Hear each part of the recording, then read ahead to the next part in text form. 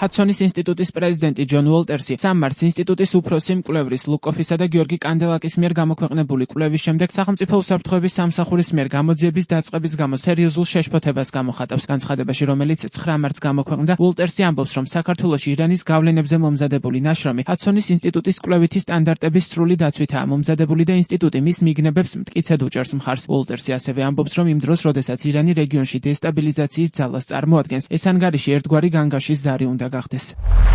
ეს ანგარიში წარმოადგენს ჰადსონის ინსტიტუტის პუბლიკაციას, რომელიც მომზადებულია ინსტიტუტის კვლევითი სტანდარტების სრული დაცვით. იგი ეფუძნება გადამოწმებულ და საჯაროდ ხელმისაწვდომ ინფორმაციას, რაც მითითებულია ანგარიშის სქოლიოებში. ჰადსონის ინსტიტუტი მტკიცედ უჭერს მხარს თავის დასკვნებს. ეს ანგარიში უნდა გახდეს ერთგვარი განგაშის ზარი, განსაკუთრებით იმ დროს, როდესაც ირანი რეგიონში დესტაბილიზაციის ძალას წარმოადგენს. ნაცვლად იმისა, რომ საქართველოს ხელისუფლება ანგარიშის ავტორებს იძიებდეს, იგი უნდა შეშფოთდეს კვლევის მიგნებებით, რომლებიც ეყრდნობა ძირითად საჯარო ინფორმაციას, რაც ხელისუფლებისთვის ისედაც ცნობილი უნდა იყოს.